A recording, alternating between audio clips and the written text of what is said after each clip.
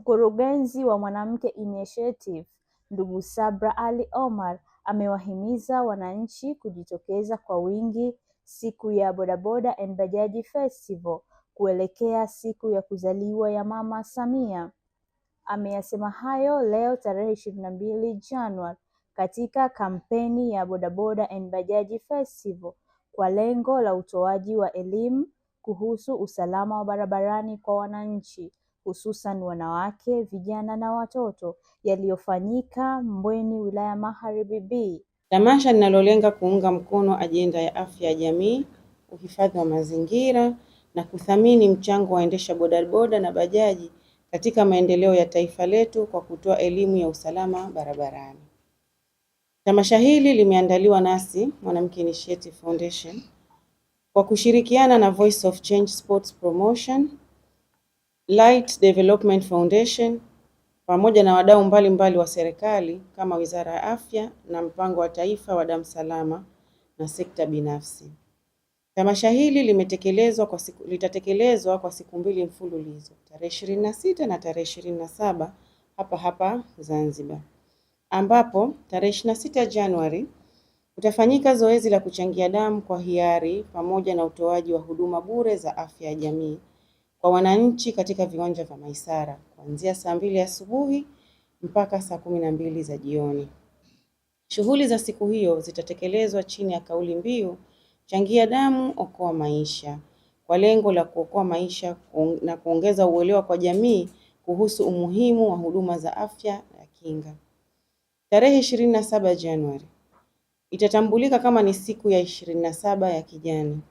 Utafanyika zoezi la upandaji wa miti pale Bungi na Kizimkazi katika eneo la Suluhu Academy wa mkoa wa Kusini Unguja kwa lengo la kulinda na kuhifadhi mazingira sambamba na kuimarisha uzalendo na uwajibikaji wa wananchi katika utunzaji wa rasilimali za asili. Siku hii itaongozwa na kauli mbiu uzalendo ni kutunza mazingira, shiriki kupanda miti. Naye Harub Suleiman Mzee ambaye ni mwenyekiti wa ushirika wa uendeshaji bodaboda amewataka waendesha bodaboda na bajaji nchini kudumisha mshikamano, nidhamu na uzalendo katika kazi zao ili kuchangia maendeleo ya taifa. Hii thamani kubwa sana ya pekee hasa kwa waendesha bodaboda na bajaji wa Zanzibar.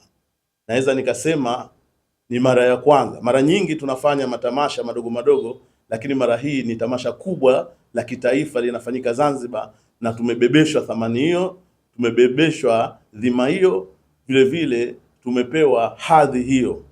Na tunapenda kusema kwamba hadhi hii hatuwezi kuiacha ikapita hivi hivi. Tutaitendea haki kisawasawa. Moja, tutahakikisha tunahamasisha jamii pamoja na taifa katika masuala muhimu ambayo yamo katika kongamano hii, tamasha hili ambalo tunalielekea. Moja ikiwa ni upandaji wa miti, lakini 2 ikiwa ni uchangiaji wa damu. Upandaji wa miti maana yake ni solution ya tatizo kubwa la duniani. Duniani tumekabiliwa na tatizo la hewa ya ukaa.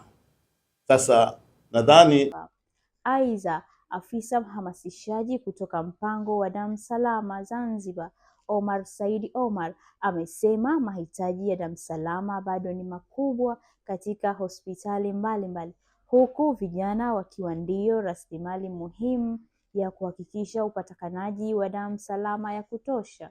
Maana sisi watu wa Mpango wa Taifa wa Damu Salama siku zote hatulali, tuko mbio kuhakikisha kwamba tunapata damu, kwa sababu damu ni ya kila mtu. Tunashukuru sasa hivi watu kama nilivyosema Mwanamke Initiative wameliona hilo, na Dr. Ibrahim hapa amejaribu kuligusia kabisa kwamba katika maisha yetu damu ni ya kila mtu, si mwanamke, si mwanamume, si muendesha bodaboda, si muendesha bajaji, hata sisi hapa sote, kila mmoja anahitaji damu. Ili aweze kuishi lazima uwe na damu, kwa maana kwamba damu inahitajika wakati wote. Na ndio maana unakuta kwamba inapotokea tu kwamba mwananchi au mwanajamii ana damu, basi tunakwenda mbio kuhakikisha kwamba tunapata damu, kwa sababu maisha yake yanakuwa tayari yamo hatarini.